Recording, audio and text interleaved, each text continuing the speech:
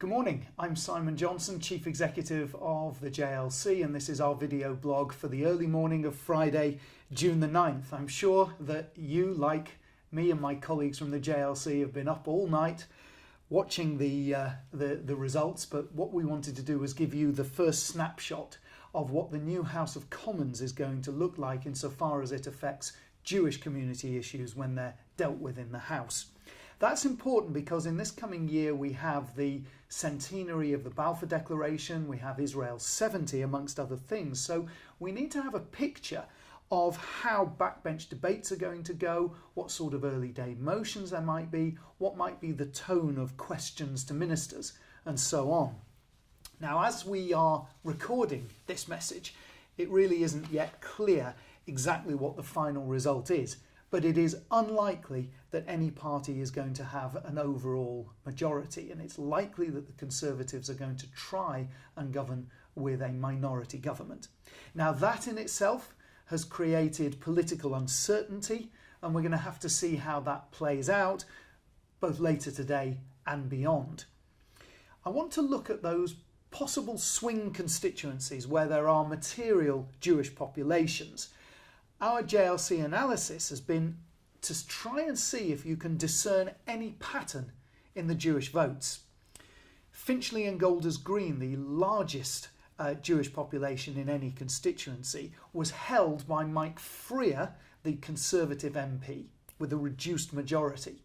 Hendon, the next door constituency, also a significant Jewish population, was also held narrowly by Matthew Offord for the Conservatives. Bury South, where the very popular Ivan Lewis held the seat for the Labour Party, but this time with an increased majority.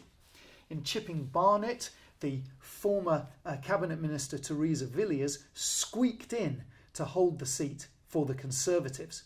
In Hampstead and Kilburn, rising star Tulip Siddiq held the seat for Labour with a significantly increased majority.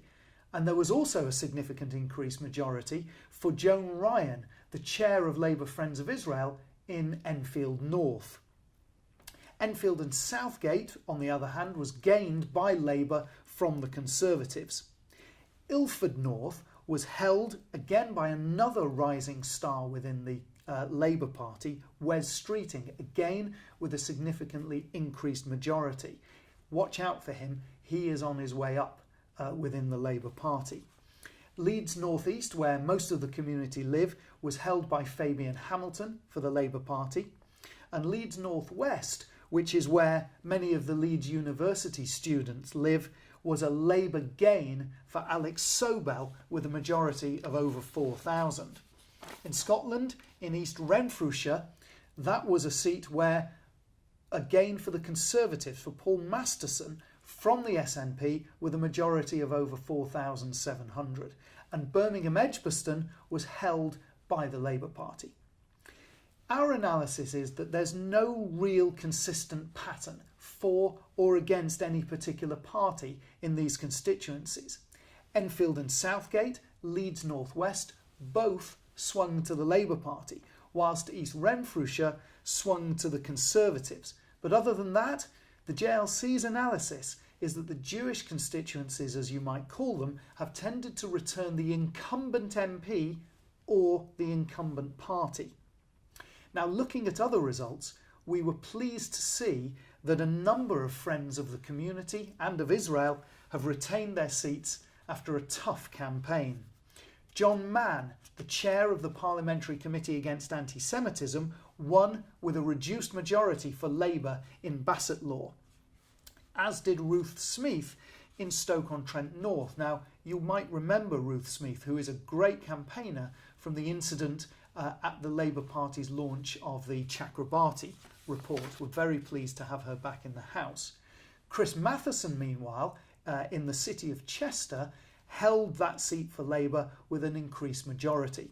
And just before we started recording this, Ian Austin for Labour retained his seat in Dudley North by a tiny margin of 22 votes. So far, I think that makes that the second most marginal constituency in the country. We look forward to continuing to work with all of them. Other interesting results for the community to note were that Angus Robertson and Alex Salmond lost their seats for the SNP. Nick Clegg, of course, lost his seat to Labour, and Naz Shah, remember her from the person who apologised for the anti-Semitic tweets that she'd put out a number of years before she was elected. She held her seat in Bradford. Overall, JLC's analysis is that we're clearly entering a time of political uncertainty. There's no party with an absolute majority, and there are a lot of MPs to get to know, especially on the Labour benches. Now, this represents an unknown quantity for us. In many ways, the Labour Party will feel emboldened, and there are more of their MPs, even if the supportive MPs in their party have largely held their seats. So that will mean that communal organisations like the Board of Deputies and like my JLC colleagues who are regional managers will have to continue with their parliamentary engagement. We at the JLC will continue to judge the Labour Party by their actions, not by their words, and we will hold them to their commitment for there to be zero tolerance of anti-Semitism. It's been a fascinating night, and I'm sure it's bound to be a fascinating period ahead. Thank you for watching.